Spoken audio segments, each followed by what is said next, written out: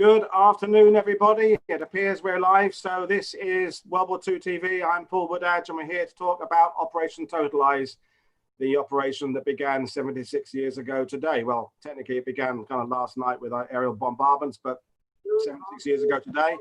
Joining me, our two guests are Mike Bechthold, joining us from Canada. Good morning for you, Mike. Good afternoon for us. Good morning, good afternoon. And how are you doing? Oh, I'm doing great here. I don't think we have quite the heat you have over there in France, but we're having a good summer. Well, we complain about it if it wasn't hot, and we complain about it when it is hot because we're British and that's what we do. So that's Mike. He's going to be filling in about the overview of the operation and the Canadian side of things. Joining me from further south in Normandy is Sean Claxton. Sean's been a friend of mine for a long time. Hello, Sean. How are you? Yeah, good afternoon. Yeah, well, thank you. Yeah, good. Warm but well. And Sean's going to fill in a lot of the German details. That's his specialty, and indeed heavy bombers and air power, which Mike will contribute to as well. So that's great. And out on the field, we have Mag, my other half, giving us a view of wheat field. There'll be lots of wheat fields today, and Duncan as well. And we had issues, if you were with us on the Mortan shows, of the cameras and the gimbals failing in the heat. But it's a few degrees cooler today, so hopefully we'll have no technical issues. If we do, we do.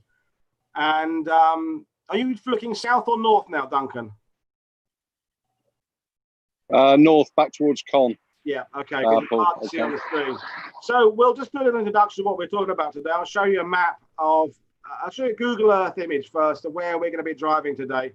So this is, I just pulled this off Google earlier today, and we're starting down here on the road between Caen to the north and Falaise to the south, near Santho, between Santho and the Clamanil. And we're moving off from the Canadian battlefield off through the Canadian, Polish, British battlefield, all the way over here, through here, and we're finishing at Vimont. So we're doing kind of a northeast 45-degree angle cut through the battlefield during the course of the day. And we're going to be using maps that Mike provides us, because Mike is a cartographer as well as a historian. And this is one of his Operation Totalize maps, and we'll have Mike do an introduction in a minute. And again, what we're doing is we're kind of starting down here at Santho and moving off through Saint-Anne over and kind of finishing up over here under the caption of the. So we're doing a slice through. This map is particularly about the Canadian part of the operation. Of course, we're going to be covering the Canadian and the British, and indeed referencing the Poles as well. It's a bigger operation than you think, which is kind of the point we're trying to make. So. That's the view on the highway there, Mike. So I'm going to bring you in. What was the purpose of Operation Totalize? What were the Allies trying to achieve with it? Yeah, Operation Totalize was another in the series of Allied operations trying to crash through the German defensive line south of Caen. So the 7th and 8th of August, when this is taking place, is a really eventful time in Normandy. As viewers of your show know, the 7th of August was Operation Mortain, or the Mortain Operation Lüttich, where Hitler was trying to change the scene in Normandy by crashing through the Americans and trying to get to Avranches. What he did, though, was put his forces into a big trap, and the hope was that the Canadians and the British were going to close the door on that trap. Now, that's kind of hindsight. It's something that we talk about today. It wasn't part of the original plan. But Operation Totalize was trying to crash through that defensive line that existed along Verrières Ridge that started with Operation Goodwood Atlantic in the closing days of July, continued with Operation Spring, and this was sort of the next big set piece. But something Sean can talk about, this wasn't the only major operation that the Allies were conducting in Normandy, and there were a series of major operations taking place on the west side of the Orne River. Maybe I'll throw it to Sean to talk about that. Yeah, please, Sean, just give it a little bit about that as well. Yeah, it's well, one of the kind of prerequisites for Totalize being launched was the securing of the right flank, the Allied right flank. Yeah, a little map there doesn't quite go far enough, I'm afraid. No, the River Orne, which is further to the west, Fourth Corps had to establish a bridgehead over that near a little village called Grambeau, which was achieved on the night of the 7th of August. Ended up being roughly a 3-day scrap over there, which tends to get a little bit overshadowed by what we're talking about today, but was kind of an essential point without that securing and the drawing of German forces over there, including Tigers and Panthers, the Totalize would have been certainly put in a bit more kind of trouble than it was, and might not even have happened at all, to be honest.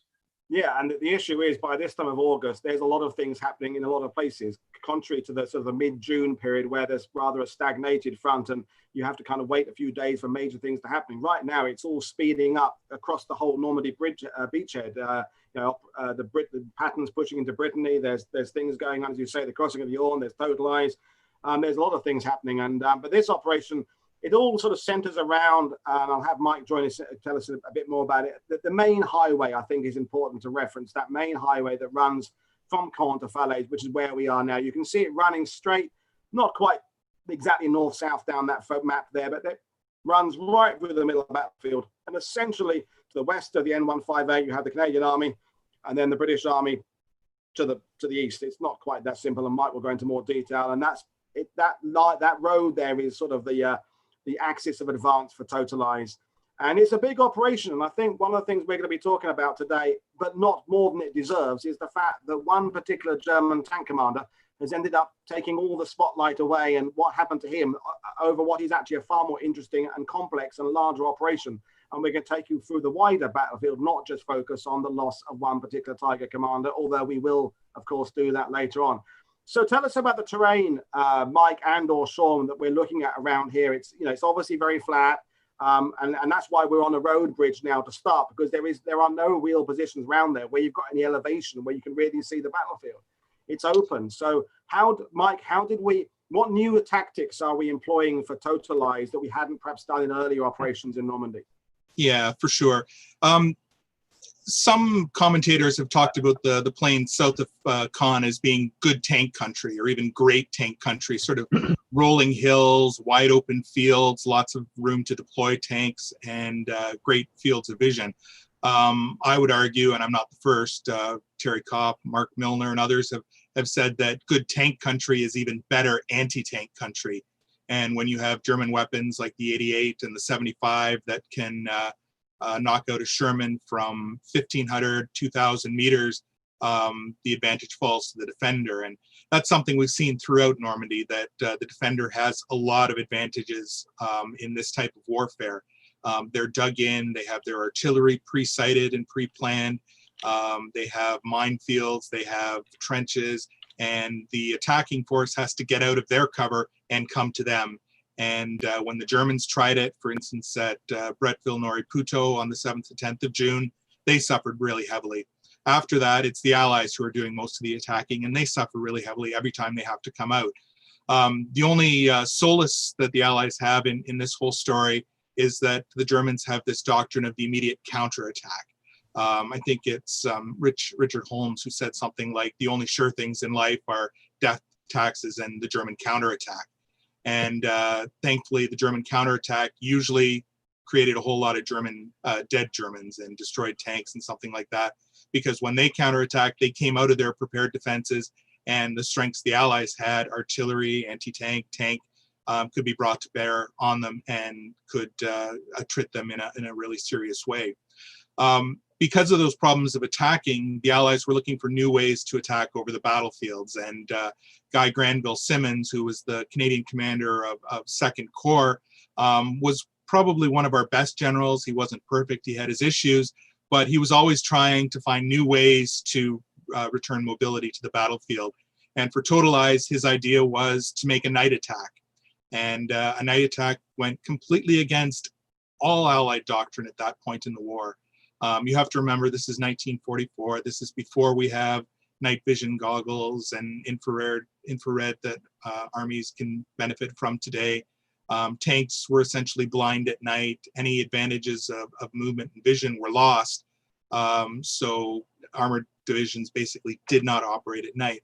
Well, Simmons was going to try to attack at night. He was going to use heavy bombers to screen the sides and protect the flanks of the column.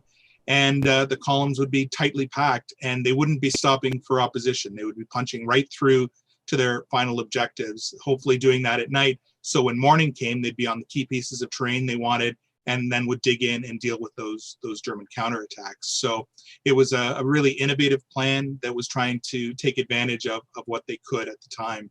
The other innovation for this operation was the use of armored personnel carriers, the first time in history that this type of weapon had been used. And what Simmons did was took all the M7 Priest self-propelled artillery guns that the Canadians had just been turning in, trading for a towed 25-pounder gun. They had the gun removed from it. They filled up the gun port. They added bolt-on armor, just like you can see here. And you had an ad hoc personnel carrier, so that these armored columns that are attacking at night would be led by Sherman tanks, followed by Sherman flails that would defeat any minefields, more tanks, and then the troops would be carried in a protected way in those kangaroos so they could get through to their objectives. So a very innovative plan. Didn't work perfectly, but it did work, and we'll talk a little bit more about that as we go on. Yeah, and I think it for those who've been following the other World War II TV shows, there's this idea that we're just battling through the fields doing the same thing again and again, and we're not. Each of these operations in Epsom and Goodwood and Bluecoat and Totalize, although they seem to be the same in terms of the terrain is often fairly similar, we are actually learning as we go along. We are making improvements. We are bringing in new technology, new tactics in. It's not like we're just banging ourselves against the same brick wall in the same way we always have been. So I think I want to get that point across. But Sean, let's talk about the Germans. Mike mentioned about the fact that some of the German units have been pulled out to go off for Lüttich, and you mentioned the Germans facing the crossing of the Orme with the 53rd Division and what have you. What Germans are facing Totalized now? What's left in that area to defend against this? Well, basically, by beginning of August, the Germans are pretty much stuffed in Normandy, I think it's fair to say. So there's a lot of shuffling around, trying to plug gaps, things like that. So up until about a week before the operation, 21st Panzer Division had been up near Vimont, which is where we're going to, I think, finish today. Yeah. They've been moved over to the kind of Bluecoat area in the end. The 12th SS Panzer Division, who, like the 21st, have been in action since the first couple of days of the invasion. They were pulled back for a bit of a rest, and their place was taken by 89th Division, who were only formed at the beginning of the year, and they'd moved down from Norway. So I think it's fair to say that would be quite a nice little number as a German soldier we posted in Normandy compared to where you could be, and then suddenly they're stuck down in Normandy. 21st Panzer, by the way, they were replaced by the 272nd Division, which you'll remember from Operation Spring. The very Ridge defenders were that division.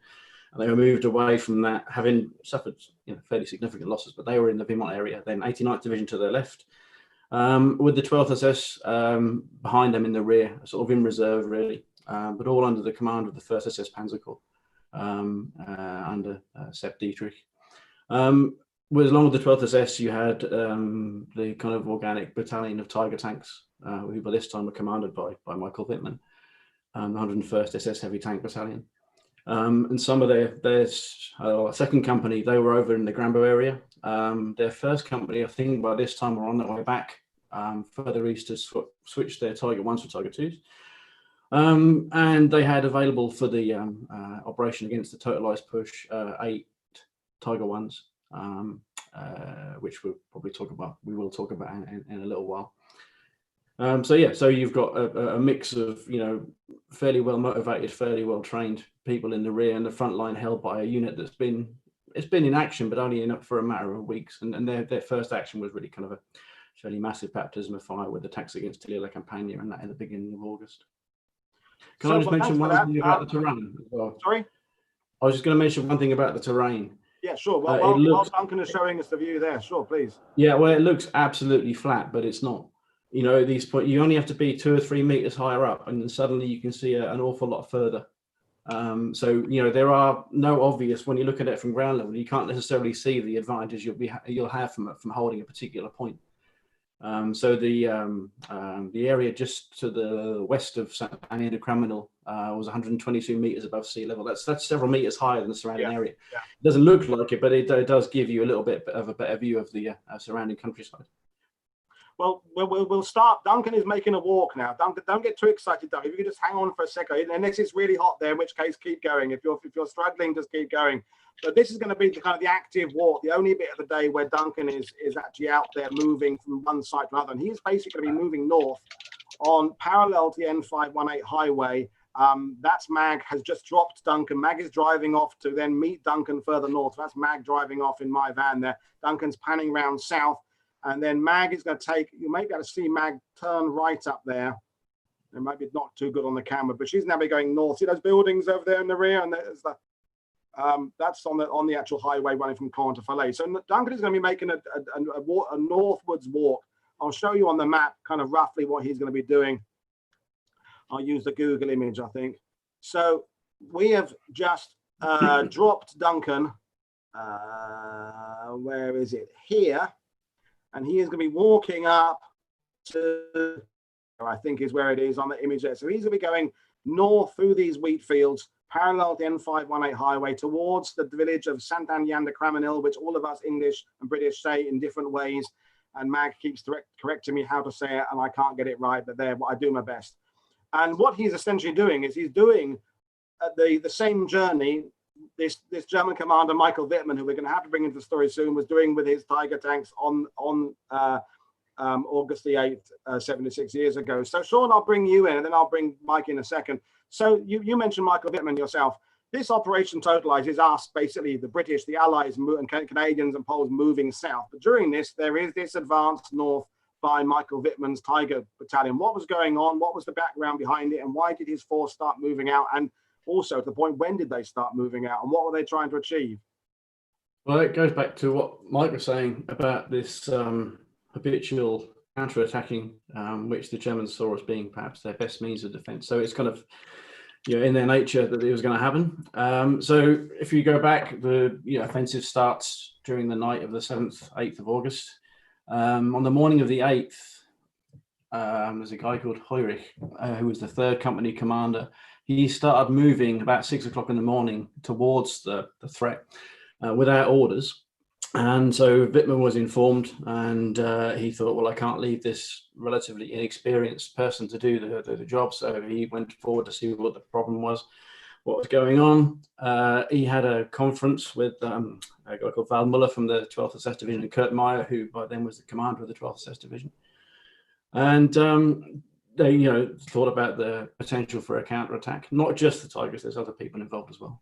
Yeah, yeah. And he, during this conference, apparently Meyer, in his later memoirs, which some would take a pinch of salt, he referred to this lone bomber that was flying around dropping flares. So they knew that something was up, because you have the preliminary bombardment in the night of the 7th, 8th of August.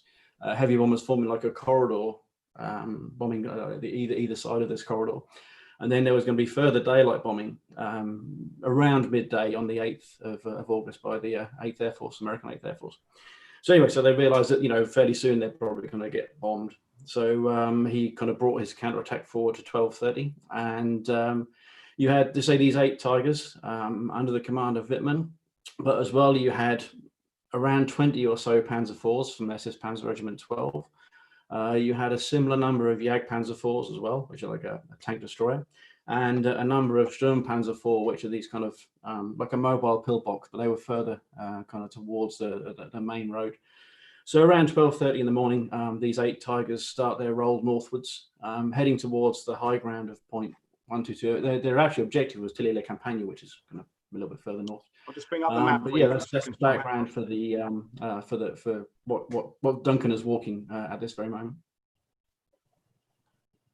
So there's the map there, and so you can there's Tilly-la-Campagne that Sean just mentioned there, and so Duncan is walking up from kind of in this area, right in the middle of the map there. He's kind of walking north, sort of through this area here, to give you an idea of these open fields. And we are talking about this attack, but we want to make it clear that this is just part of one event on the day. And in our opinion, our humble opinion, there's been way too much focus on the Michael Wittmann story at the expense of this other greater operations happening around it. And but we are covering it, and at least this walk gets you an idea to see again this open ground. And as Duncan walked, because Duncan walked this when we did our recce last week, and as Sean said, the ground does undulate. You do go up and down. At some points you can see the road clearly. So other points you can't see the road so well. The woods to the right kind of go in and out of vision as you kind of clamber over these slightly raised little bumps across the field there. But you can certainly get an idea of the openness of this. And Mike, you know, as our Canadian historian, I'm sure you're going to agree that the focus on Wittmann has been at the expense of what was actually a far greater and more interesting operation happening either side of it. Is that your feeling? Yeah, definitely. I mean, the Whitman part of Operation Totalize is like a few grains of sand on the beach. It's really insignificant. And there's all this talk about who killed him, who fired the fatal shot. Was it the British? Was it the Canadians? Was it a typhoon? There's lots of opinions on that. But to me, what's most important about the Whitman story is the fact at how easily those Tigers were destroyed, how insignificant their counterattack was, how little impact that move had on the battlefield. It was just kind of sloughed off. So 4 or 5 Tigers were destroyed in a very short period of time and had absolutely no impact on the outcome of the battle. So to me, that's the important part of this story. And that's the point we're trying to make, although we're covering it. And it was interesting. I was saying to the guys before we went live, I tweeted this morning about the shows. I did one tweet saying about the show generally with Mike and Sean joining me. And I did another tweet saying we're also going to be covering, but not in much detail, the Michael Wittmann story. That got 3 times more retweets and likes than the post about the show, which shows you that there's a lot of people out there who are interested in the Michael Wittmann story. I mean, I am to a certain extent, but it's one story of a greater operation. When we were doing the recce out the bit of the show we're going to later on this afternoon, where the British 51st and 49th were, we were in areas we hadn't been to ourselves. So we wanted to spread this story out and talk about other things. But as we're here, we are going to talk about this story for only the length of time it takes Duncan to walk north across his field. And once he links up with Mag and the van, we're going to kind of move on to the other part of the story. So, well, I'm going to share your image if you don't mind, Sean. This is Sean's aerial photo that he kindly shared with us. Where the hell has it gone? So this is the other way around, isn't it, Sean? This is the north is to the bottom and south is at the top. That's it. And so Duncan is. Can you just go back to Duncan a second? I can, of course. Right. Duncan, can you swing a little bit to your right? See, he knows his left and right. There, stop. Yeah. So that line of trees, the line of trees bang in the middle of the screen there. That's where you have three troops from A Squadron, Northamptonshire Yeomanry, irrespective of who got which tank. There were definitely British tanks behind that hedge. And as you see, Duncan's walking across this wide open space, and there'd been no reconnaissance. They weren't actually aware, the Germans, that the force of tanks were there. Sorry, you can go back to the picture now if you like. Yep, sure. I just wanted to point out the hedgerow. Yeah, no, which is in the bottom of the photo there, isn't it? Not that one. It's actually just. No, sorry, no, it's not. It's just cropped a little bit. It's down there. Yeah, but just off the edge. So explain where I'm telling you what to do now, Sean. Explain where Duncan is moving through that photo, and what red circles are. Basically, he's going from the middle of the top of the photograph straight down there. Straight down there, isn't it? Yeah. Yeah. So the red circles are knocked out Tigers. Or within the red circles, I should say. Yeah, and there to the right there is the highway, the Caen Falaise highway, and that's the Tigers that were knocked out. And as we said, we're not going to dwell on whether it was British or Canadian or Mexican or Romanian who got him. It doesn't really matter. The point is he meets his end there, and an infamous, famous Nazi tank commander meets his end. But what is interesting, tell us about the shell craters there, Sean, because, and what the hell caused that? Because it looks like that photo has been badly developed, and that's some acid mistake there, but that's shell impact, isn't it? Well, shells and bombs, So from the Allied advance is preceded by shelling, as always, and the Germans are shelling there in advance of their counterattack as well. So the entire field, it looks like it's got some sort of awful disease, but they are impact craters from shells, some of which are quite large, and they're not all from the 8th of August, almost certainly. No. Now deceased farmer Michelle Sampson, who farmed those fields, he found bits of naval shell in his field, and we're probably there about 14 miles inland, something like that. Yeah, something like that. Yeah, and he found pieces of naval shell in his field, but that would have been from obviously earlier. engagements. But yeah, so you've got this sort of wide open field, and some of the Tigers are on the road, one or two the other side. But those four were 4 of the 5 that were knocked out by whoever. It doesn't really matter. The fact is they lost 5 Tigers. They lost an experienced commander who was a guy who was pretty committed to the cause and the regime he was serving, I think it's fair to say. And I'll bring his photo up briefly. Yeah. So yeah, I ain't shedding any tears, put it that way. So. No, let's not. And we seem to have lost Duncan's feed there walking across the field. I'm not. Magali's trying to come in, but Magali hasn't got a video yet. I'll just show the photos of the knocked out. I'll run through these photos and you can just briefly explain, Sean, what we're looking at here. This is one of the Tigers knocked out in the field, isn't it? Yep, that will be, I think, 009, I think it is. Yeah. Which is there were 2 command Tigers, and that's the other one, apart from the one that Whitman was in. And then I'll bring the other one up there, and then we'll try and get some live footage. There's another one I've got. Where's my photo gone? Hang on. Well, this is the famous one, of course, of Whitman's Tiger with the turret blown clean off by whatever we think it was that did it. But we're not. Yeah, well, I'll tell you what it was. It was an internal explosion. Well, yes. Well, who did it rather than not? What did? Yeah. Yeah, and I will just point out that's not how it was at the end of the first day. Absolutely. By the end of, even on the night, the hull was right beside the turret. So what's happened later? Presumably, the hull's been moved forward and the tracks have been salvaged, maybe to up armour allied tanks or whatever. But the turret actually landed right beside the hull of the tank. If you go back to the aerial photograph, I think it's probably going to be a bit too small, but it is visible when you zoom in. You can see the turret right next to it. It's the one that's closest to the road. And the one at the top of the picture there, that's it. Yeah. There you go. You can. So right next to the hull, you can see the turret. Yeah. I mean, that's the thing about all these. We said we weren't going to talk about it. We are, because Duncan's still walking.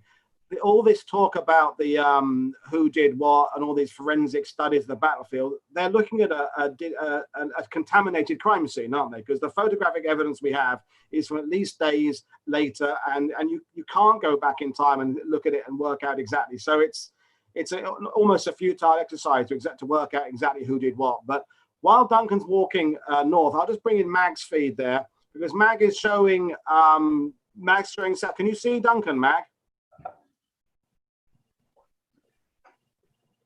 Mag, can you hear me? Yes, I can see him. He's in the middle of the field. Good. Is he going the right direction? Because he is a guardsman. He might get lost. No, he is.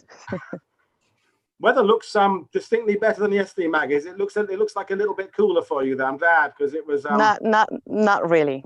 Okay. Not really. Okay, well, it looks better from here. It's a bit more overcasted, but it's still very hot. Okay, but so Duncan is still moving north. So I think Duncan's been making his way to the path. Have you got to the path yet, Duncan? The track? Not yet, Paul. No, I'm about 300 meters away. Yeah, no worries. So, Sean, do you want to add anything more about the Whitman story, and before we kind of leave it in a few minutes' time? No, only that it's got completely out of hand. You know, it's as Mike said, it's one little, part of a much bigger operation. It also is quite interesting that the area where the Allied advance was furthest on the 8th of August was the area where the Tigers counterattacked, which kind of implies that they weren't doing a particularly good job.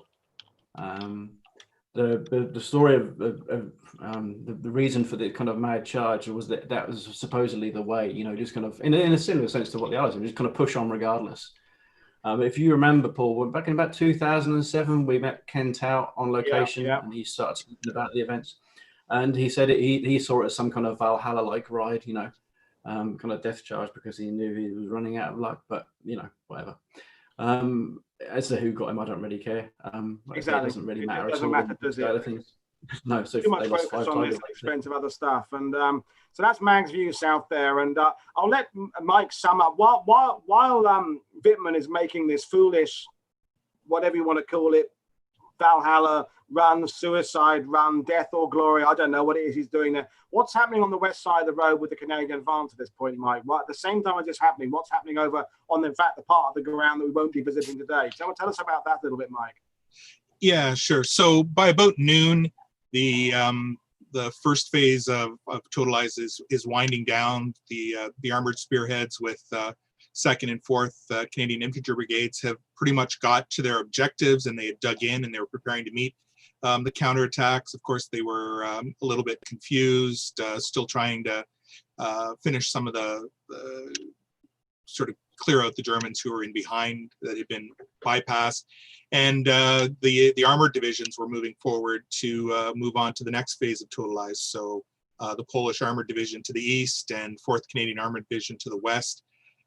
These were both new unblooded divisions, their first time in battle. But as we've talked about in Paul's programs before, green didn't mean ineffective. It just means it was their first battle. They were well trained, they had good equipment, they had good doctrine to fall back on, but it was their first time in battle. So it was taking them a long time to get forward, partly due to their inexperience, but mostly due to the confusion on the battlefield. There was a lot of Allied troops in a very small area here, and it was tough to find the space to move through, to get through the first phase troops that were in the way and stuff like that. So that's kind of what's going on at this point. But we're also dealing with not just the counterattack of Whitman, but a sort of a general German counterattack along the line. Yeah, exactly. They're following their doctrine. They're trying to restore the battlefield. They're trying to win time for the creation of a new defensive line, or the sturdying of a new defensive line.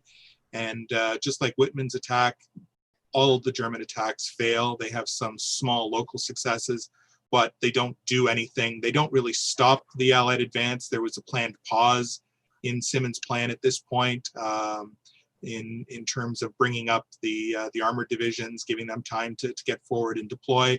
And part of that was a second heavy bombing attack that was designed to hit the second German line. And this time it was not RAF Bomber Command, but fortresses of the US 8th Air Force that were doing this attack.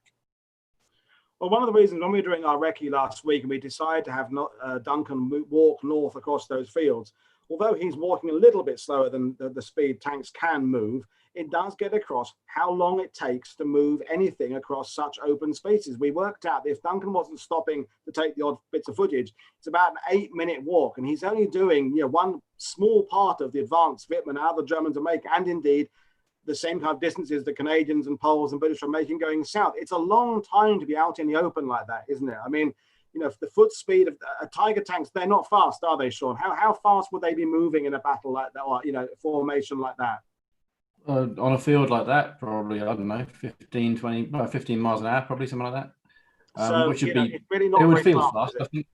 I think it would feel fast, both if you were in it or if you saw it. But anyway, what I was going to come back to is, if you look at the logs for the Northamptonshire Yeomanry, it took 12 minutes to knock out 3 Tigers. It's not like they're just firing bang, bang, bang, It did take some time, and in that time, there's a lot of other stuff going on there under continual mortar fire and artillery fire.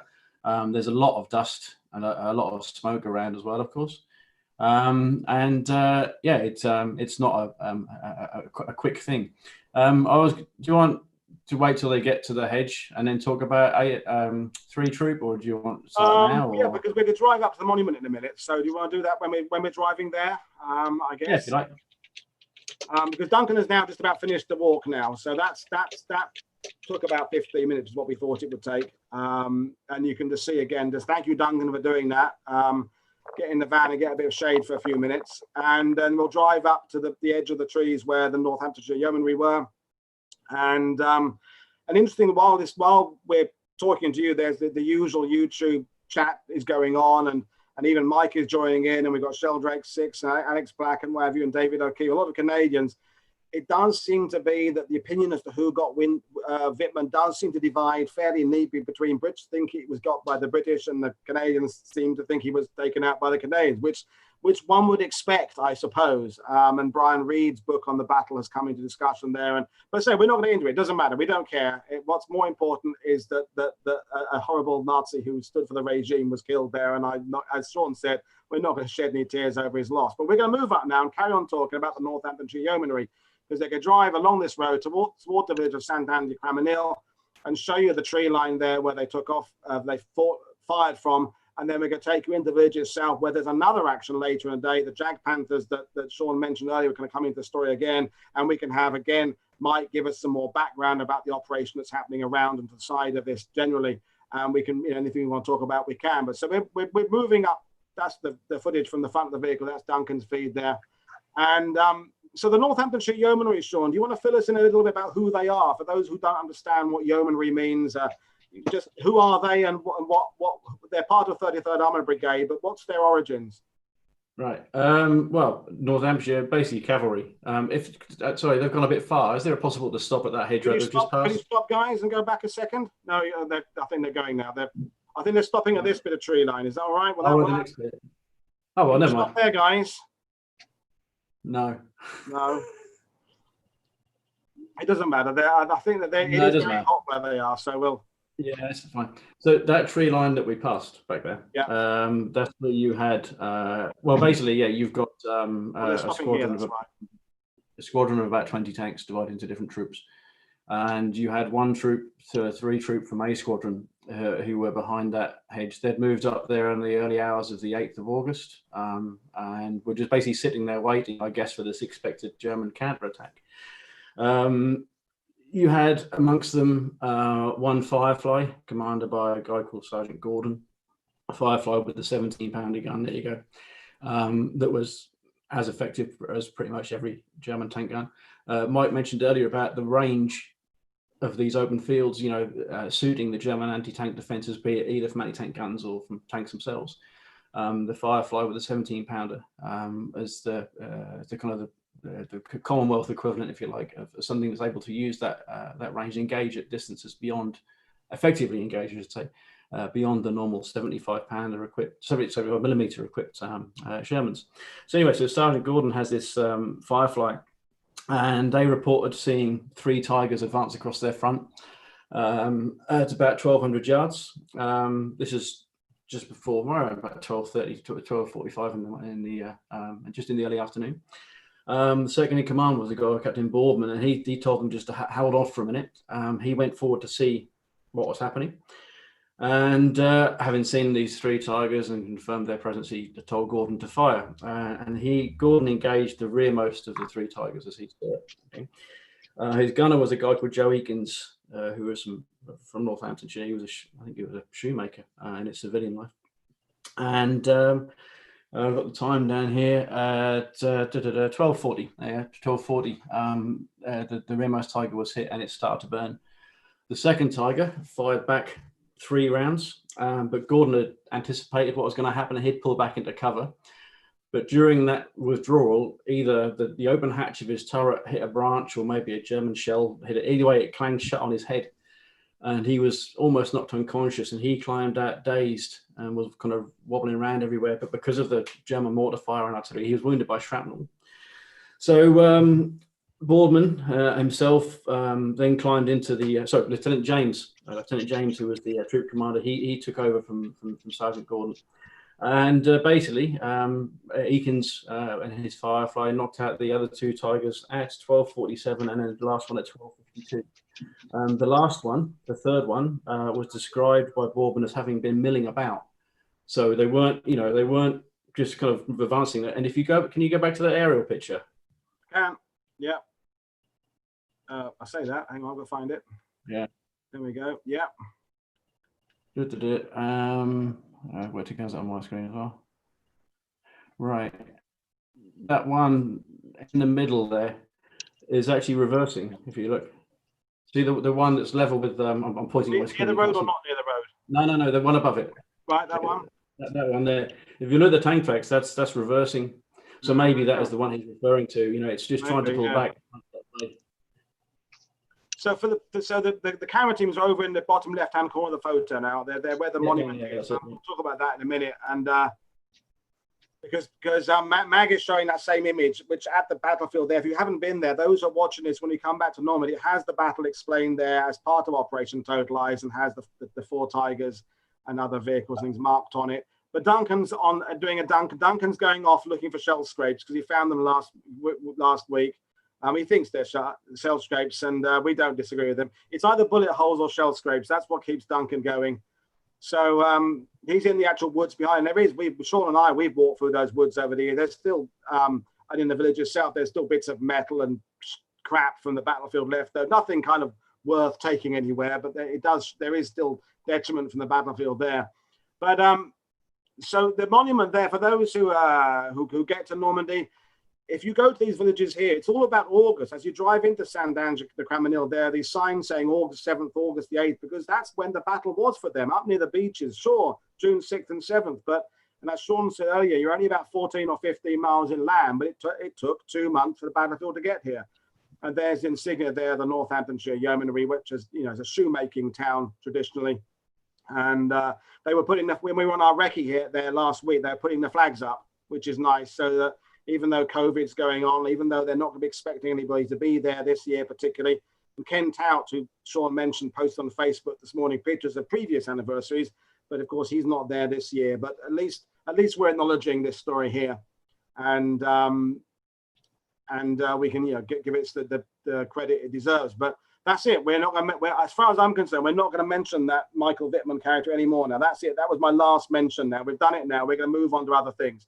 But that's a lovely monument there. Thank you again. Incredible camera work, Mag and Duncan. So Duncan is giving us the view, I'm guessing, from inside the field, inside the hedgerow, kind of across the fields to the where Sean kindly shared the aerial photos with us there. That's where those tanks were knocked out. So anyway, at this point, what's going on with the operation generally, Mike? Are objectives being reached, or is it starting to slow down from the Allied point of view?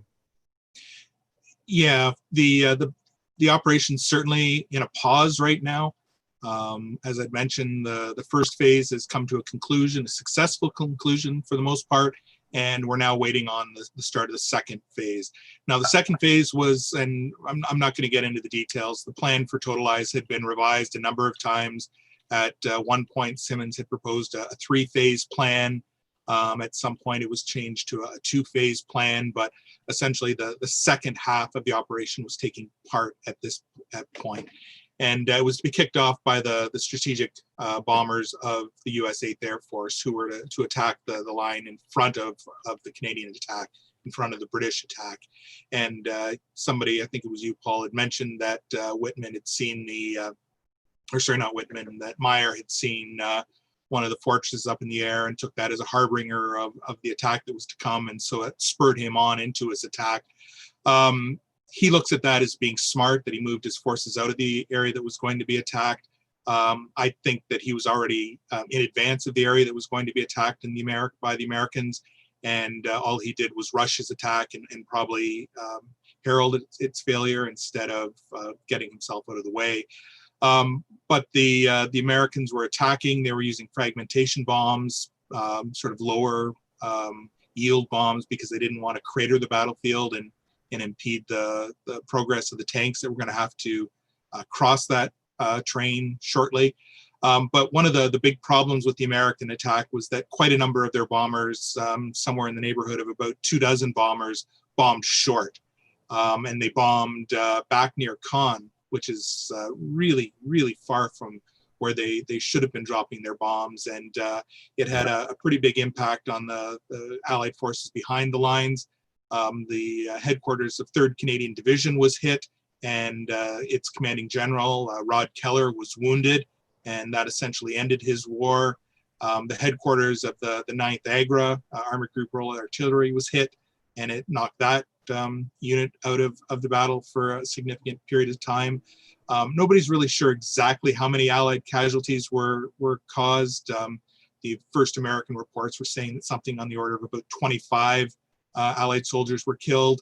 The Canadian official history later went back and tried to do a more comprehensive total and found that there was about 65 Canadians and Poles killed by the bombing, another 250 wounded. About a dozen artillery guns were destroyed, 55 vehicles.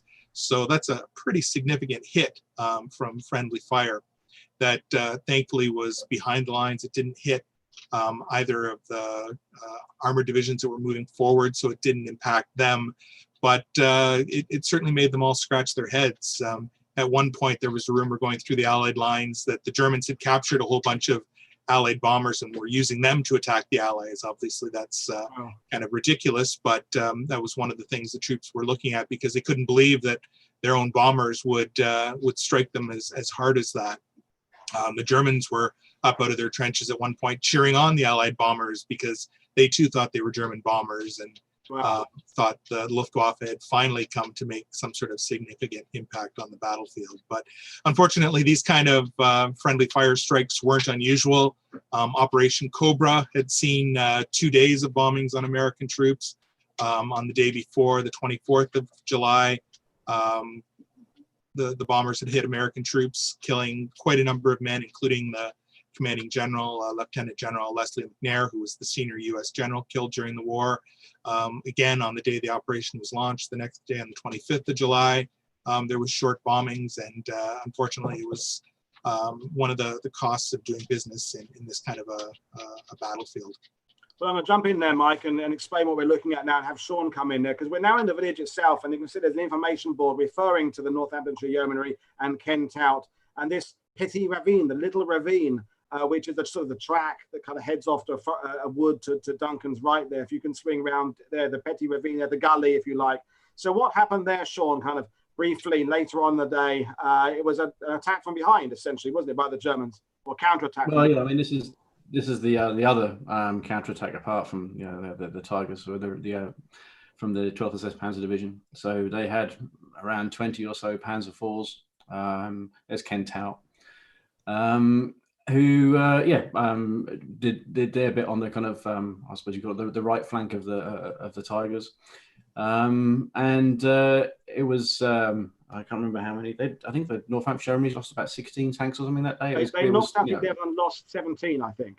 Yeah. Yeah. So it kind of gets overshadowed by the business in the field, but exactly. Yeah. And thank you for not mentioning his name. Yeah. No. Exactly. That's the point. Is this. I mean, I'm wondering, the people watching it, the regular viewers, I'm sure most of them have gone and stood in the field where that person we don't mention, Voldemort, was knocked out. But have they been here where the Petit Ravine was? That's the question. So. The Germans capitalized on seeing this galleon coming up from behind, and Northamptonshire Yeomanry had won a hell of a scrap that day. And if you want to read more about it, I recommend all of Kent-Out's books.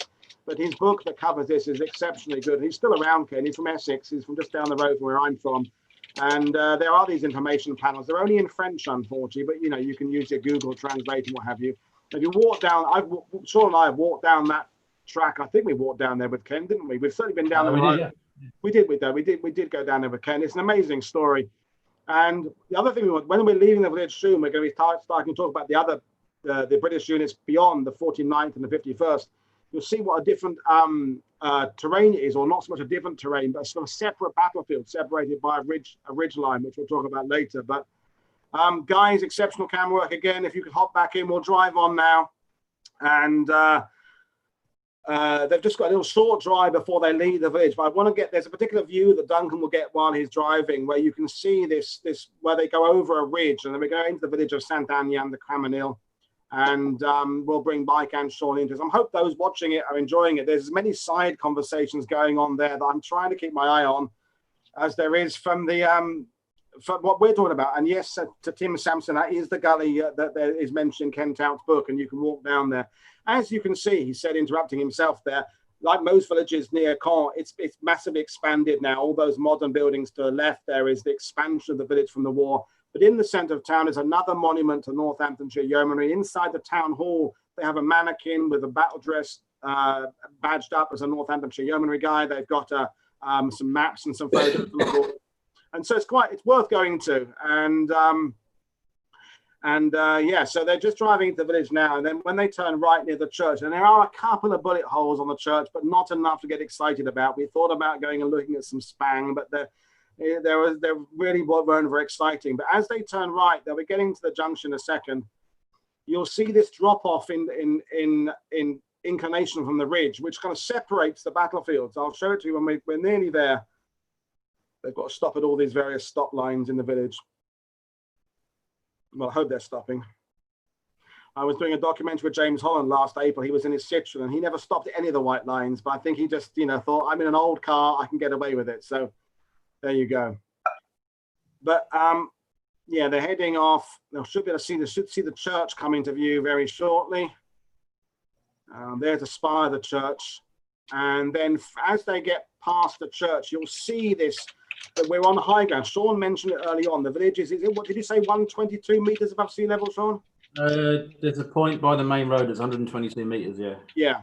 And you'll see that beyond that church, it drops off. I'm hoping that Duncan, while he's filming, will capture that battlefield there. And then the next part of the tour, I'm hoping for those watching this, it'll all be new stuff. We all know about the guy who we don't talk about anymore. We all know that story to some level, but this stuff we're doing now is new to us. We hadn't been there much before our recce last week. And of course, we'll bring Mike to talk about the Canadians and what's going on generally. And indeed, we'll bring the Poles into the story because it is a full-blown operation with lots of units involved. But any moment now, you'll see this, that they're on this high ground, because you'll see the view open up in front of you, and they're heading off for their next stop, which is called Poussy la Campagne. So there we are. There's that view over there. Can you see the? I'll let them stop and actually get a shot for you with the vehicle not moving. You can see how high up we are now. Duncan will just leap out. And these are the wonders of doing this stuff live, folks. It's all working very well so far. It is hot, but not as hot as yesterday.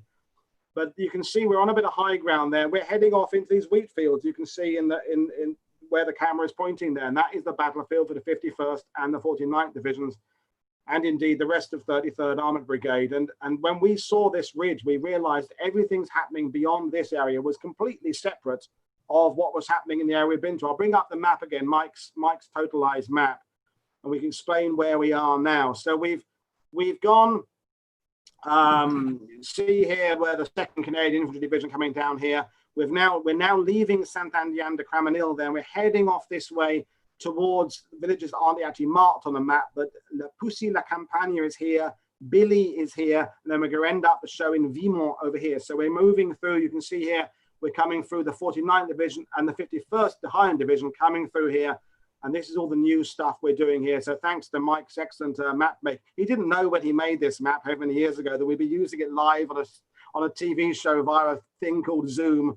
That's one of these wonders of how things change. Amazing that we can use this stuff. So there's this view through the wheat fields there. And we've got a couple other stories coming up of pilots and other people involved there. But I want to get across this. Again, we're repeating ourselves, the openness of the battlefield here, these open wheat fields. And of course, I don't want to remind you again, we are 76 years on to the day these events were happening. So they're heading off to Poussy la Campagne next. So you've talked, Mike, about the Canadian. Let's bring the Poles into the story. What was their role in Operation Totalize? Yeah, the Poles were part of the second phase. Their objective was to advance out of the area captured in the first phase, south towards Falaise. I don't think we have a good map that shows what their objective was, but they were advancing on the east side of the Caen-Falaise highway. Yep. Into the area of what would be Hill 140, and they were to be paralleled by the 4th Canadian Armored Division, which was advancing west of the Caen-Falaise highway to point 195, which was the high ground overlooking Falaise. We're not going to talk about it today because that would open a whole different can of worms, but the story of Worthington Force, which was one of the battle groups of 4th Canadian Armored Division, had achieved what was sort of the holy grail of Allied armored doctrine. They had crashed through the main German line of resistance. They had placed themselves on a key piece of terrain that was very defensible, which invited German counterattacks, and were in a position to crack the whole front wide open. Big problem was they were lost. Nobody knew where they were. And the biggest part of the problem was they had no artillery support. So their story is a sort of a sad footnote to the Totalized story, rather than the spear point of making it sort of the new Amiens story for the Canadian Corps. We'll do a Worthington Force show next year, Mike, if you're still around, I'm still around. And on my Mike Bechthold bingo, I had Worthington Force there, and I had Airpower as well. So I've just won a line. I've got bingo now. I've got the Mike. I'm making it up. I didn't really have a Mike Bechthold bingo card out in front of me, but yeah, we'll do Worthington Force next year. I promise. So So we're arriving in this little village of Contourville first. And I think as we go through Contourville, there is some spang there. There are some bullet holes there. And this will bring in air power shortly, guys, heavy bombers, because this is right in the middle of the area. But how many Halifax and heavy bombers was it, Sean, that started off Totalized? 1,020 or so. Sorry, just over 1,000. Something, wasn't it? Yeah. But can I go? I think we mentioned this when we did the Airpower one. Because of issues in previous missions where there had been friendly fire, they didn't bomb unless they were absolutely certain, and only just over half, I thought 660 planes actually dropped their payload. The rest just didn't, because they couldn't verify they were over the right place. So I mean, still 660 planes is still it's still a lot. Yeah. Lost 10 from that force, by the way, that were shot down by flak or fighters. But, Spang, he's actually leapt out to do some stuff. You can't stop him. Once Duncan's on, once he's on Spang patrol, he has to stop now. Look, we weren't actually going to stop, but you know, he just leapt out. You know what he's like. He's obsessed by bullet holes, that man. Give us a thumbs up. Are you happy you've seen some Spang, Duncan? Yeah, he's happy. Good. Anyway, we'll move on to the, this is Contourville. So let me show you on the Google Earth image again I used earlier, exactly where we are. So they've moved off. They're in this village here, which is Contourville, and they're moving kind of southeast towards Falaise Gap, which is here. Then they're going to move up through Billy, and then finally we'll end in Vimont for a couple of other stories there, and that's where the 49th were, but we'll bring that up later. So we're taking, as I said earlier, kind of a sweeping drive through the whole Totalized front in a sense. The heavy bombers, yeah. So we're going to be showing you a church later on that was hit in the bombing campaign. While they're driving, I'm going to share with you a couple of photos I was sent when I announced I was doing this show of the 51st Highland Division moving through these areas. I don't know where these photos came from. One of the fans sent them to me, these are all of the 51st in these areas. You can tell it's August. There's sort of dust on the road there, and there's rubble from the aerial bombardment, I guess. And these apparently were taken on August the 7th or 8th, maybe the 9th. But these are the fields we're driving through now are the very fields these guys are moving through. And you can see again, there's 33rd Armour Brigade tanks in support. And that doesn't quite look like wheat fields, that photo there. But these were sent to me last week, and you can see all the infantrymen by this point. They've all got shovels on their back. They know now the value of digging in quickly, and the standard issue entrenching tools have pretty much been abandoned in favor of proper shovels and picks. But we're driving into the village. Are we at Falaise Campagna yet, guys? Yeah, they're just coming in now. They're turning left any moment. Now we're going to bring you to a little monument and tell you about that in a minute. So it's an opportune moment to bring in Airpower, Mike. So you're a bit of an Airpower. Well, both of you are Airpower. We've done the bombers. What about the fighter bombers, Typhoons? How do the Typhoons come into Operation Totalize, Mike? Yeah, the Typhoons were a big part of the operation, but they weren't doing what the Army wanted them to do. They weren't taking part in the battle where the Army can see them. And a lot of that has to do with control and identifying targets and everything like that. The Air Force was very good at fighting the battle they wanted to fight, which is doing armed reconnaissance, which is attacking targets of opportunity beyond the battlefield. You give them a bomb line, a very clear line on the ground where it delineates between where you can expect friendly forces and where you can expect enemy forces, and you basically set them free beyond that bomb line. So to make sure there was no conflict, no friendly fire, the fighter bomber area was well south of the fighting done by 2nd Canadian Corps. They were sort of in the area just north of Falaise, sort of beyond even the objectives of the second phase of the operation. The idea being that they are going to deal with German reinforcements that are moving to the battlefield, try to slow them, trying to hit those targets of opportunity. So they were certainly having an impact on the battle, but not in the way the Army wanted them. Yeah. I was reading yesterday, I think it was in Reed's book, No Holding Back, saying he was sort of musing what would have happened if the Typhoons had been unleashed on Whitman's counterattack. It would have been an ideal target for them. And that's all well and good. Absolutely, the Typhoons could come down and certainly have an impact on that kind of a target. But the chance of a friendly fire incident happening then is far too great to allow the Air Force to operate that closely to friendly troops in a fluid battle from the air when you're flying at 10,000 feet, 6,000 feet, whatever it is, to avoid small arms fire. A tank is a tank is a tank if you can actually see it. And the opportunity to attack targets.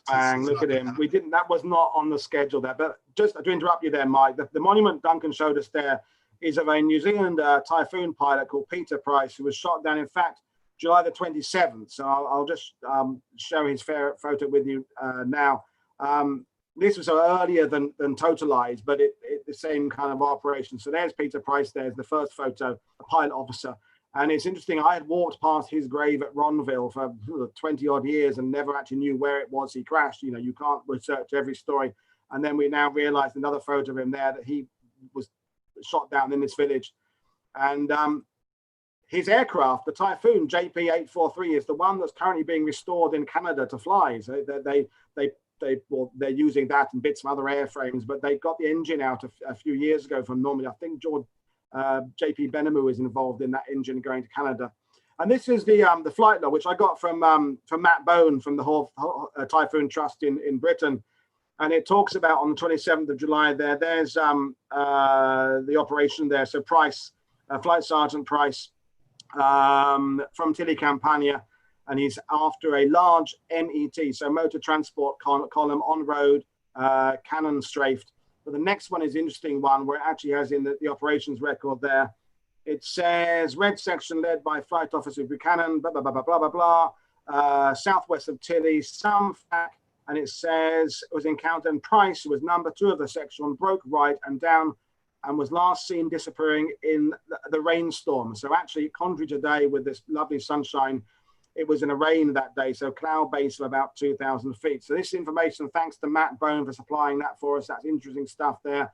And great story. So that is the monument there in Poussey-la-Campagne. So if you want to visit Normandy, you can find these monuments that we didn't really know were there. And you can go and visit his grave at Ronville. So we're wondering why he's at Ronville rather than the more nearby cemeteries. But, you know, sometimes these things, there is no answer. It just is how it is. But, yeah, Peter Price again there. So that's an interesting story. So we're going to head off now. Duncan's seen some more bullet holes, so he's happy. And we're heading off to Billy, our next stop. And I can let Mike carry on. We've got about a 5-minute drive now. So Mike, Sean, either of you can say whatever you want to say now while they're driving. Do you want to say anything this moment, Sean? Anything you want to add about? It's a question, actually. Is Price the guy that's buried next to Chapman? He is. He's in that row there. Oh, yeah. When we were down there, Colin speculated, is it the guy buried next to Chadburn? And Mike knows all about Lloyd Chadburn. He was a wing commander. We'll do a show about him in the future at some point. But yeah, you know, no matter how long you live in Normandy, you can never know all these things. And as every week goes by, you do more stuff. So they're heading off now to Billy. So Mike, you were in the middle of talking about Typhoons when I cut you off. But any more you want to add about the Canadian use of Typhoons and your research? Anything particular that you discovered from the Normandy campaign that's interesting that you'd like to share with us? Yeah, I guess just reading the comments, and Sheldrake very perceptively says there's no way that the Typhoons could pick out the Tigers 400 yards in front of the Allied lines. And he's absolutely right. Yeah.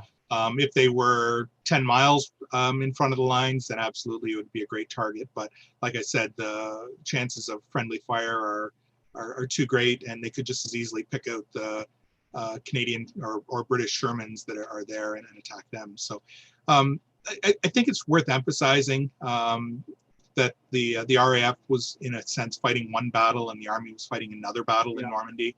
At times they intersected and at times they supported each other, but the RAF was not able to provide the kind of close air support that the Army wanted because they weren't trained for that. They couldn't pick out targets, they couldn't find the targets, they couldn't hit the targets, they couldn't tell friendly and enemy forces apart.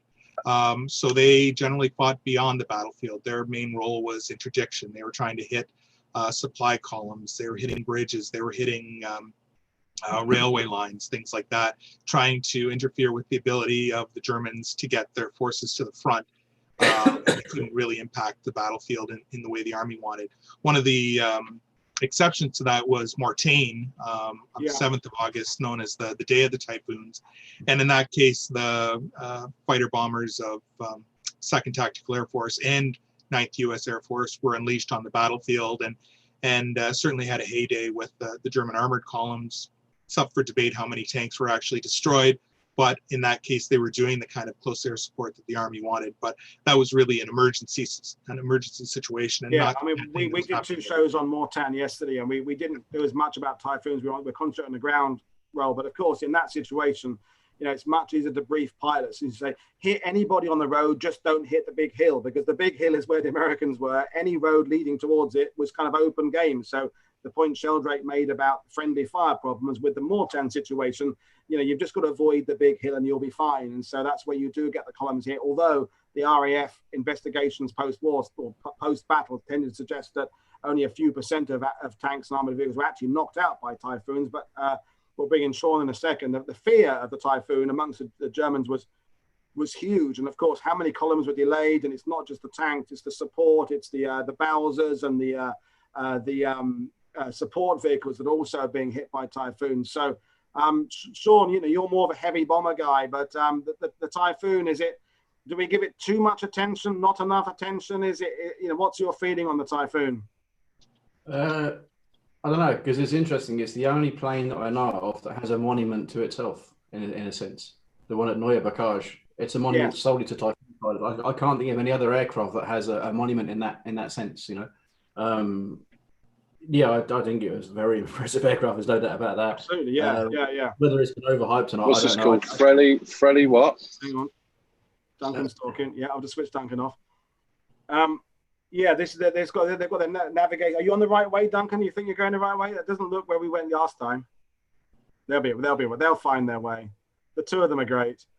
They're doing exceptionally well today. But the Typhoon, I mean, I find Typhoons just, I don't want to use the word sexy, but they are an amazing aircraft to look at. And, you know, and the paintings and things of their exploits in Normandy are very exciting. But are you lost, you two guys?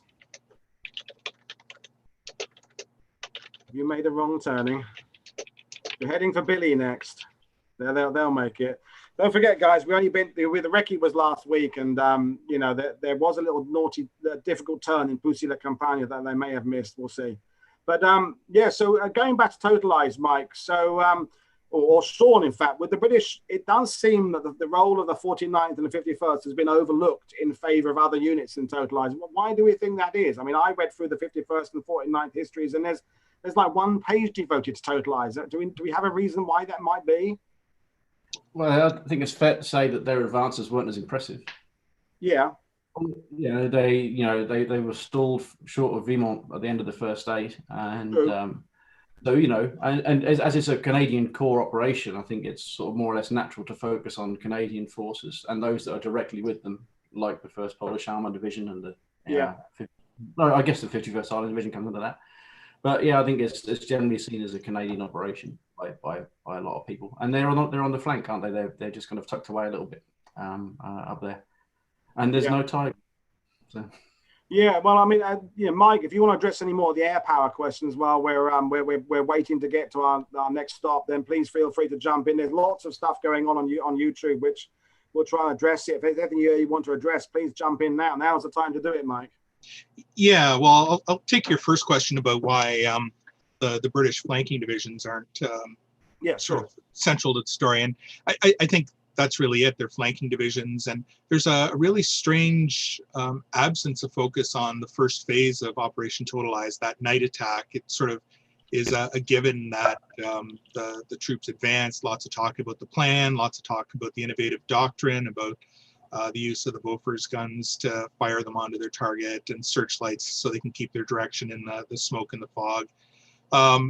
But it's sort of the actual details of those battles are lost, and then all the focus happens to go on to the Polish and 4th Canadian Armour Divisions and their role in the attempt to break out of the operation. But the accomplishments on that night attack are absolutely remarkable. I mean, they crashed through a really solid German defensive line that had frustrated the Allies before in Goodwood and especially in spring. And in the matter of a few hours, they had captured Verrières Ridge. They were up over the ridge and moving on, and that was the end of that German defensive position. It's a really big accomplishment, and in many ways, that alone should secure the story of Totalize as a success. But we move on and we look at sort of what happened after and allow that to sort of dominate the discussion, and that's not ideal. So we can come back to that again later. There's lots of great questions on YouTube about Airpower. I know, it's amazing, isn't it? Yeah. Yeah, which warms my heart. Alex Fitzgerald Black was asking about cab ranks and whether they were being used in Totalize. That was a tactic where a squadron or a flight of British aircraft, usually Typhoons, but it could be Spitfires as well, would be dispatched to the front, and they would circle waiting for a target vector from a visual control post, which was a half track up near the front lines, where they would attack a target of opportunity. It was a way to bring air power to bear more on the immediate battlefield. So rather than sort of briefing the pilots on the airfield and setting them loose where they wouldn't have any more contact with the Army, they would be able to get a last-minute briefing on a particular target and could potentially attack something more useful to the Army closer to the battlefront. So this was a tactic that was starting to be used at this point. Somebody had asked about the American practice of using Thunderbolt pilots in armored columns, and that was a particular American tactic which was very effective. They called it armored column cover, and what they did was have an experienced American Thunderbolt pilot who would be taken out of his cockpit and put in the turret of a Sherman tank at the head of a armored column, and he would have a VHF radio, and very much like cab rank, he'd be assigned a flight of type Thunderbolts, whether it be 4, 8, 12 aircraft that would follow the column. And when the column ran into trouble, that pilot could vector those aircraft down directly onto the battlefield and help them out. So it was a very effective tactic that was extremely useful to the Americans during their breakout. It wasn't a tactic that was exactly used by the British, but they did have their own similar version to that. So now we're getting questions about tanks now. People are bored with the Airpower. Now they want tanks now. So the armoured brigades, Sean, I think is something that we don't talk about enough. We tend to talk about the armoured divisions, you know, the 79th and the 11th Armoured and 7th Armoured. But the armoured brigades, then it was a 33rd Armoured Brigade here. Have you got anything you'd like to add about their use in Normandy? Are they developing their tactics as the weeks go past? And by the time we get to Totalize, have we learned things? Are we getting better? Yeah, I mean, their role, I guess you could say, is to support an infantry division rather than be a division in itself. Yeah. So you've got the 2 brigades for Totalized. You've got the 2nd Canadian Armored Brigade, been acting since the first day, since D-Day, and 33rd British Armored Brigade. And yeah, I think you can't help but learn as you go along. You kind of have to, don't you? Yeah, indeed. Yeah, and I think they're going to be pulling into Billy fairly soon. I think they may be having some connectivity issues there as well. I'm not sure, but they should be good. We on our recce, we checked that the phone coverage is okay, and on the day things maybe change a bit. But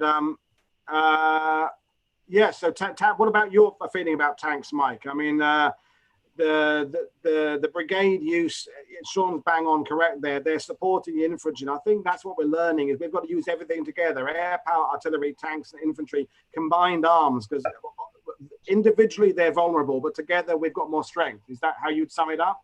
Yeah, absolutely, Paul. That's a really key insight in that one-on-one, a Sherman tank versus a Tiger tank is a losing endeavor. The Sherman tank was not designed to go toe-to-toe with the Tiger.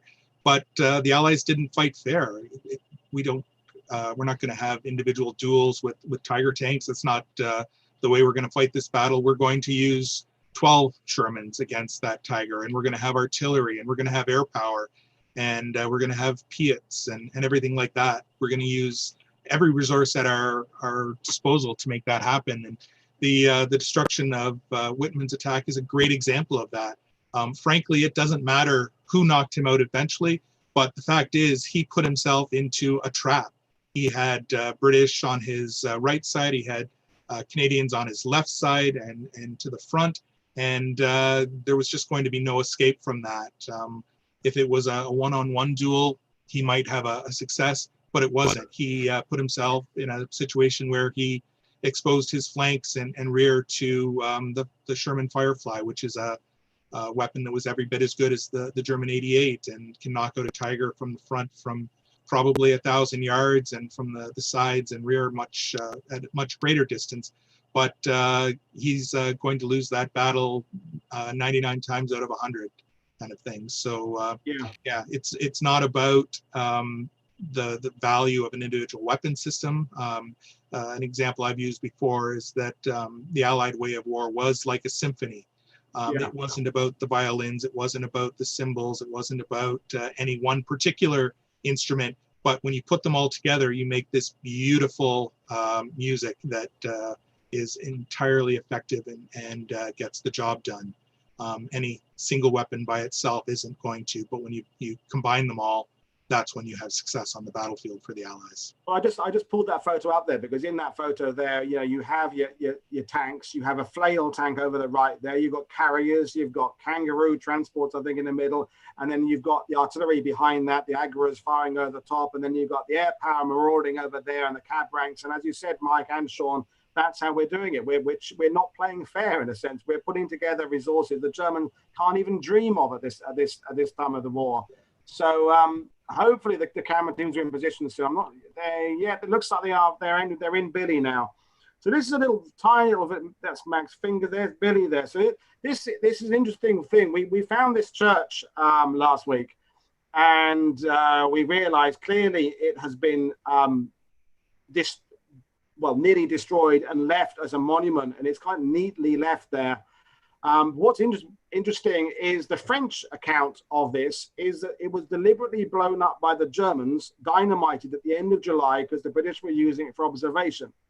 And this is what we're finding out on our phones when we were down there. And at the time, it seemed a bit odd because the British hadn't got to Billy in late July. So how can we be using a church for observation when we haven't got there yet? Much more likely, we think, is this was hit by the heavies on the morning of Operation Totalize. And Duncan, we've lost Duncan's camera feed for a second. If Duncan comes in, if not, Mag can get it. There's a grave Duncan found there that looks like when Mag finds it, it'd be best to show it visually than actually describe it. But the whole grave is going to come out of the ground and gone back down. Duncan is waving to Mag over there, and it suggests Duncan did some research on this the last couple of days. He did some reading that it's been tossed in the air and landed again. So we kind of think that it's our air power. That's the one we're talking about. Because why would that grave be like that if the church had been deliberately dynamited by the Germans, as the opinion say? What do you think when you look at that, Sean? What do you think when you look at that? I was going to say, I think there may be a slight sort of translation error. Possibly, yeah. I don't think it was used by the British for observation as the sense that they were there. I thought they used it as a landmark. It could be that. It could mean that, yeah. That's how I've always read it. That it was destroyed by the Germans because of its usefulness as a landmark for the British, rather than its usefulness as an observation post. But in that case, why didn't they eradicate the whole thing? Anyway, whatever. It's just, well, yeah. So these interesting but things yeah, are not to say it wasn't afterwards as well. The interesting thing is that 76 years on, rather like the death of that tank commander we're not to talk about, there are still things that are debated, and exactly what knocked out this church is still being debated. But the point is, it's an interesting thing to look at. The church has definitely been destroyed, whether it was Allied bombing, whether it was the Germans doing it, or whether it was both. It could easily have been both. It could have been. It could have been destroyed by the Germans and then kind of finished off by bombing. Yeah, so exactly. That's perfect. There's not much spang on it as such because it's all been leveled off there. But it's one of those things that, we hadn't really been there before, and we've been there now and we've seen it, and it's interesting to see. So, and then they'll carry on to the village of Billy in a minute. Thank you very much, Mag, for giving the excellent view of that. Duncan is pointing out bad bullet holes for Mag now, I think. I think maybe Duncan's camera's got hot again. We'll see. We've only got a couple of stops to go now, so we're doing well. So, guys, I think we can move on to the monument in the village now. That was excellent work, guys. Thank you very much. And the I mean, it's hard for us to imagine, Sean and Mike, isn't it? That, you know, the destructive power of 1,000 bombers, or the potential of 1,000 bombers. As you said, it was less than that because they wouldn't engage targets unless they were certain. But, you know, the Germans can't dream of that kind of forces by 1944, can they, Sean? Or Mike? No. Well, I was going to say, if you want to look at the difference in terms of hardware, I mean, the Luftwaffe is kind of negligible, I know, by this point, in this engagement, certainly.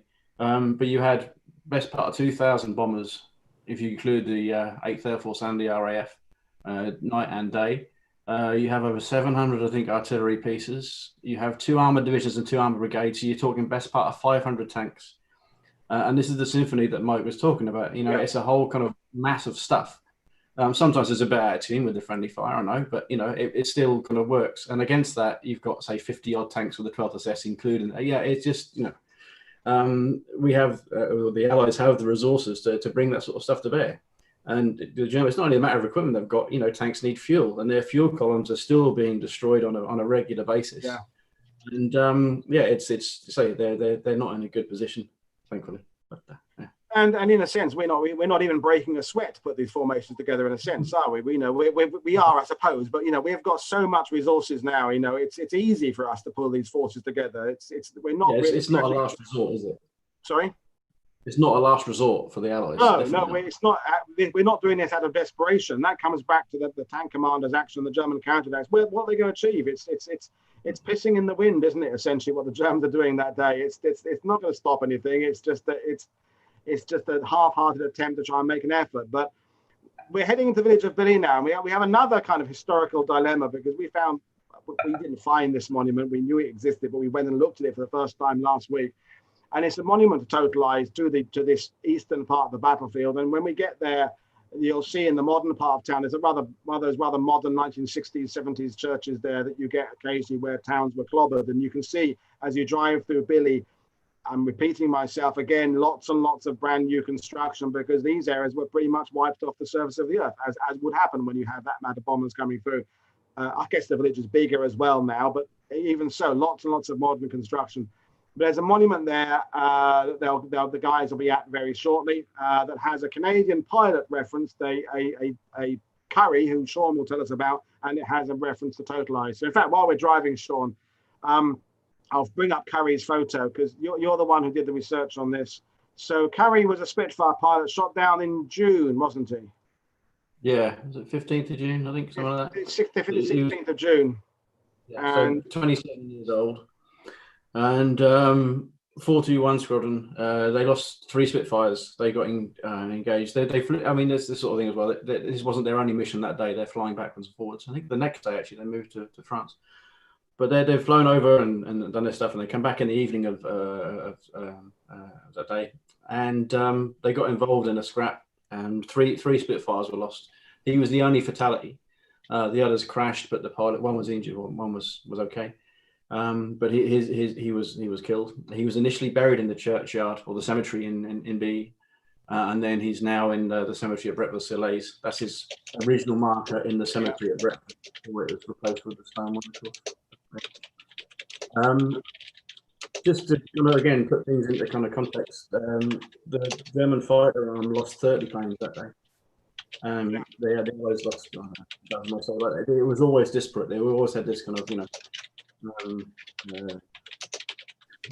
the point has to be made, they can't replace theirs either, can they? Yeah, exactly. Yeah, and it's not only the planes, but pilots, and I say, and the fuel it takes to put them up there. And so we're coming into this little monument now, and whether they're bad, the internet connectivity seems quite good there. So we'll get Mag's image there, because we seem to have lost Duncan temporarily. The interesting thing about this monument is, well, there is Curry, the pilot at the top there. If you can zoom in on the top bit there, Mag, that'd be brilliant.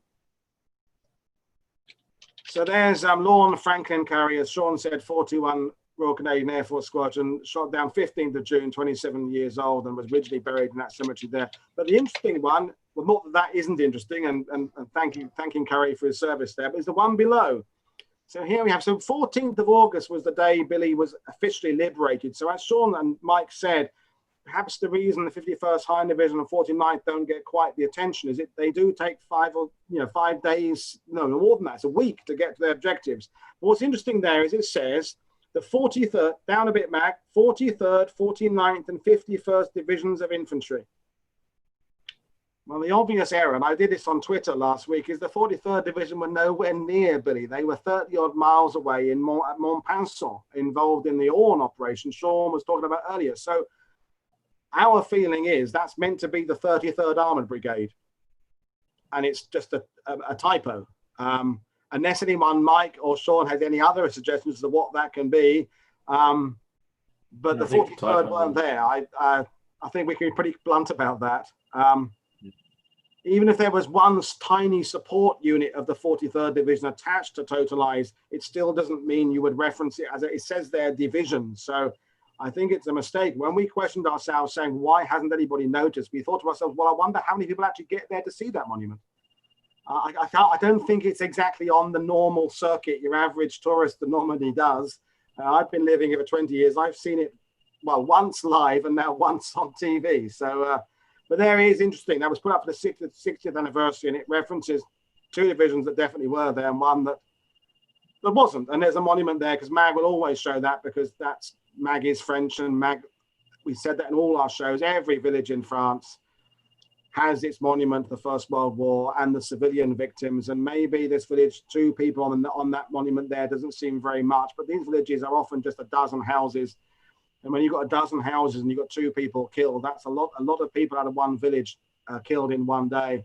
And we are doing our best not to inflict casualties on the civilians, but of course they live in the villages that we're bombing. So unfortunately, as we've discussed in other shows, somewhere between 15 and 25,000 French get killed under our bombs in the Normandy campaign. But well, that's Billy, and they're going to head off now a drive. We've got about 5, maybe a 10-minute drive to our final stop in Vimont. We can start kind of wrapping things up and addressing any more questions on YouTube. But we're hoping that you're appreciating the fact we're trying to show you a range of places on this tour. We could have done more of the Canadian sector, the area Mesa, Orne, Fontaine-le-Marmion. The reason we didn't, essentially, is because we covered that on Operation Spring, and we're trying to bring you new locations each time. So trying to spread out, get people to realize how much there is in Normandy to see beyond just those famous sites. So the guys will head off. And in case you wonder, that little bear in the front of my van there, that's Arnold. He is named after Arnold Muren, the great Dutch midfielder who played for the Ipswich team in the 80s. So just in case you're wondering, someone did ask him on the videos, who's the bear? So that's Arnold. We're going to start winding things down now. He's got this sort of 10-minute drive to Vimont. Mike, how do you, as a Canadian historian looking with the benefit of 76 years, how do you think, Totalize kind of fared? It's kind of it doesn't achieve everything, but it sets things for tractable that follows. So what's your assessment of it? Yeah, the historical record on Totalize is mixed.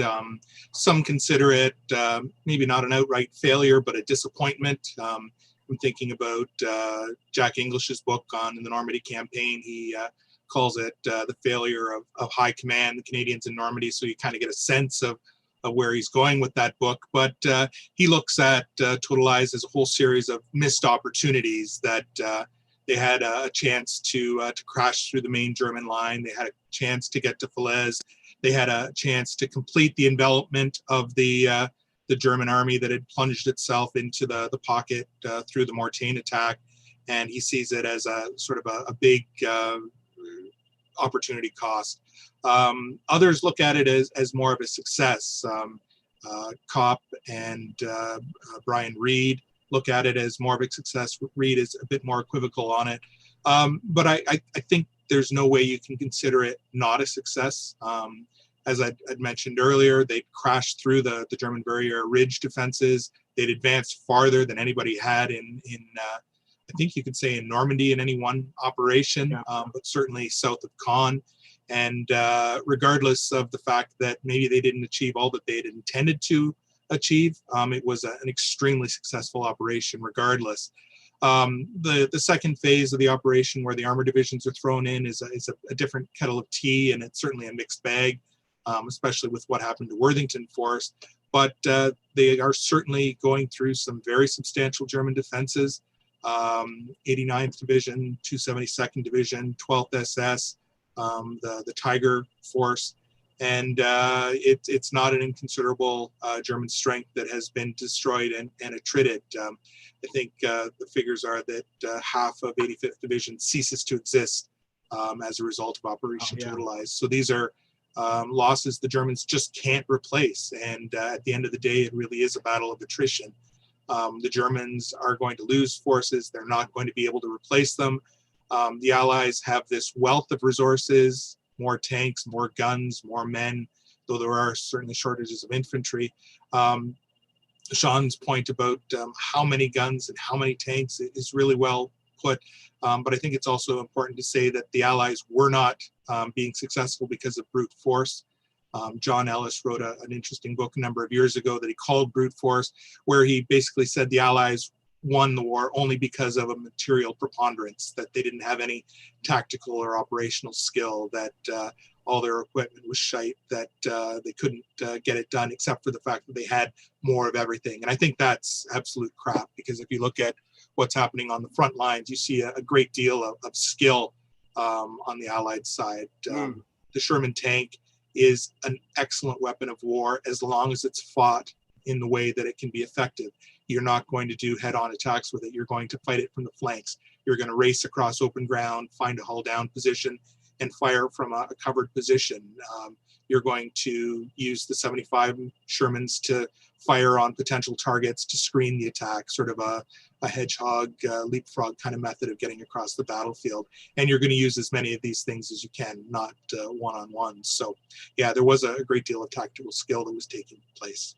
And also, of course, we have to offset any advances with the losses that we sustain ourselves as well, don't we? Because our losses weren't devastating in Totalize. I mean, what we lost there was, I mean, every Allied soldier lost is awful, but we're operating with acceptable losses at this point, aren't we? Generally, and the Germans, you know, they can't replace them, and so we've got to balance our gains with our losses. So, what do we know? Do we have a rundown of how much armor we lost and how many casualties we had in Totalize? Do we have any idea about that? I know I don't, so I'm handing it over to you two. Sean, Mike. Right. Now, can I just ask Mike a question though? Sorry, Sean. Can I just ask Mike a question? Yeah.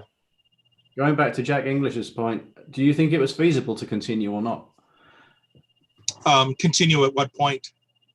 At the end of the 8th, just keep pushing towards Falaise rather than, for want of a better word, stall. Oh no, the plan was rigid.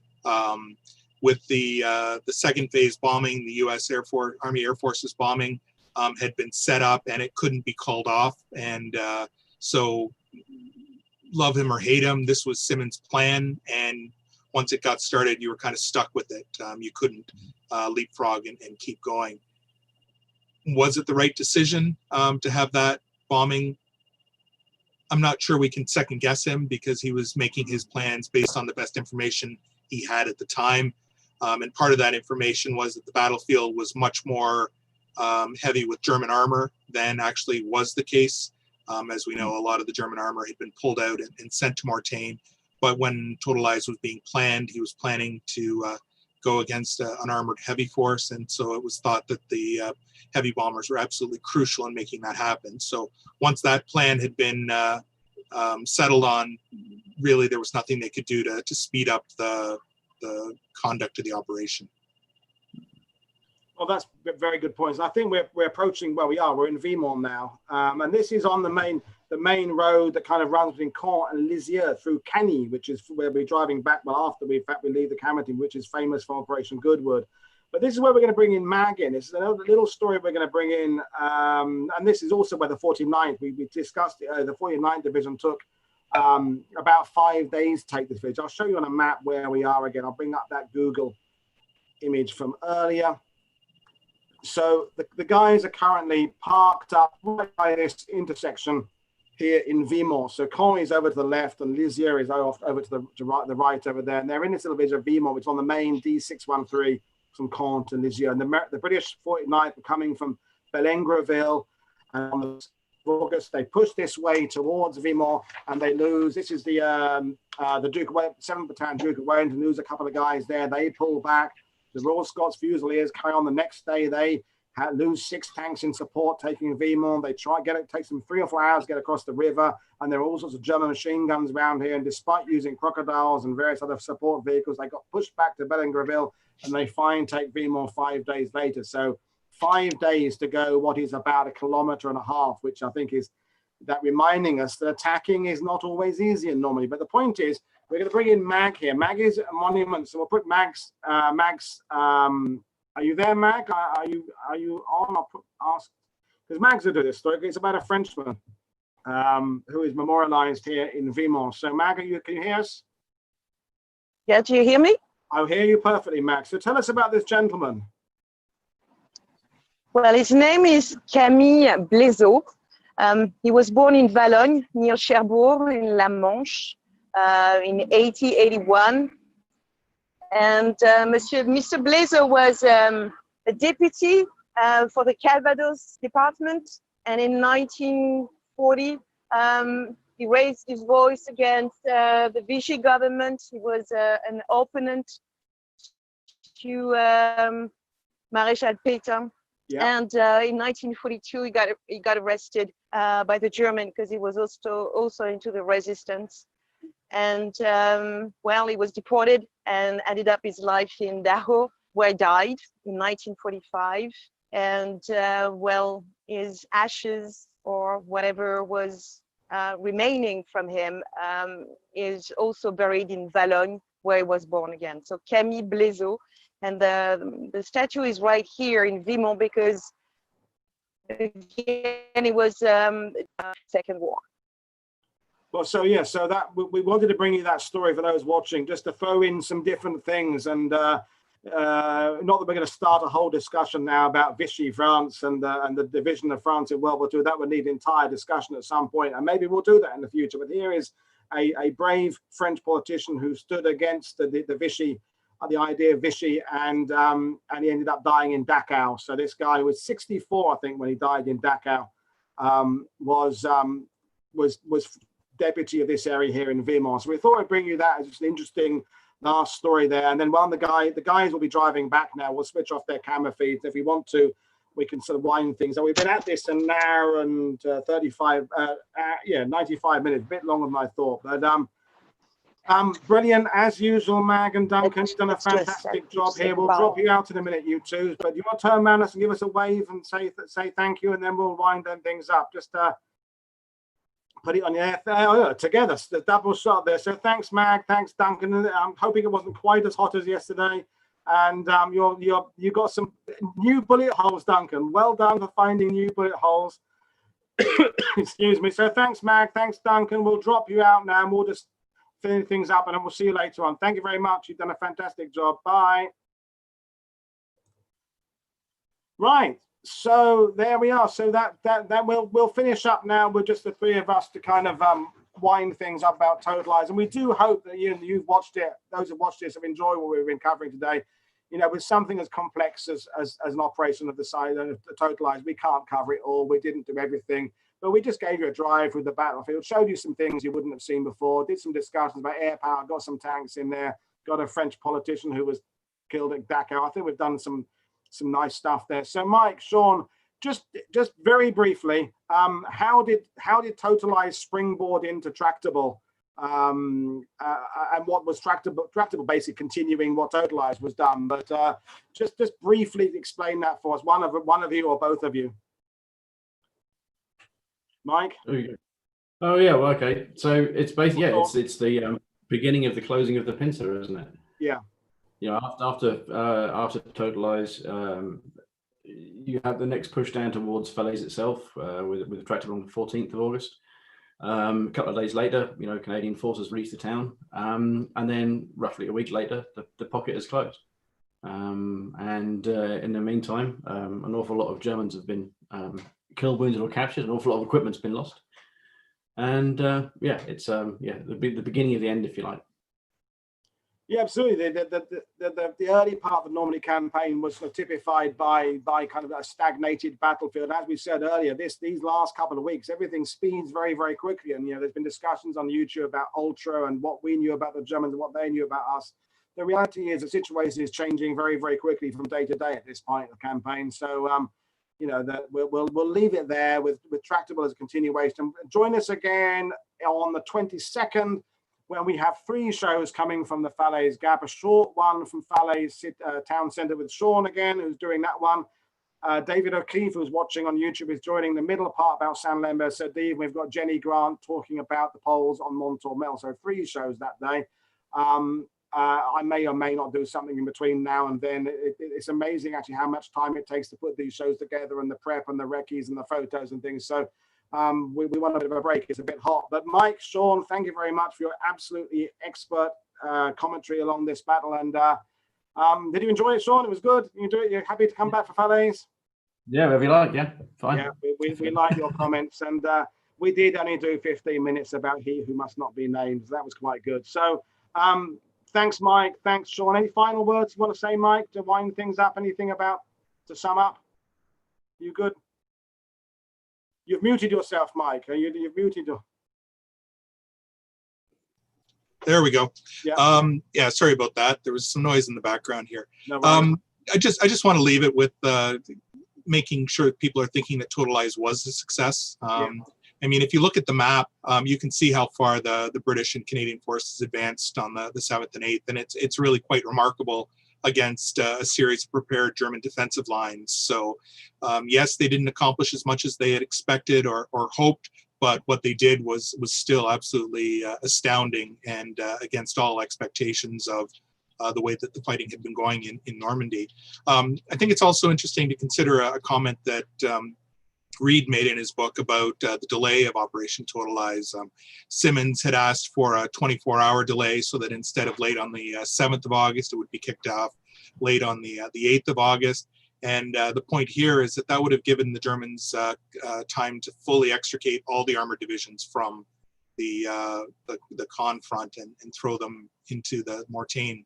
So 12th SS would have completed its move and would have been off the battlefield. The 101st Tiger Battalion would have been gone, and there would have been a different composition of German troops in front. So I don't like what-if history, but it's interesting to consider if Totalize had kicked off 24 hours later. Yeah, no, that's a good point. And yeah, it is a victory. It may not be as big a victory as it could have been, but it was still a victory nonetheless, and proves again that the British and Canadians and Poles are getting better and better at dealing and destroying the German army, which is the whole point of the game. So thank you very much for watching. Click subscribe, click the bell to get the notifications, and keep in touch. Follow me on Twitter, follow Sean and Mike on Twitter. And I will put some of the photos up I've used in the show on Twitter later on, like I did after Mortan shows yesterday. And basically, we'll see you all next time. So thank you very much. I'll end the stream now. And thanks for watching and listening to our talk about Totalize. Thank you very much. Yes. So the stream has ended now. So yeah.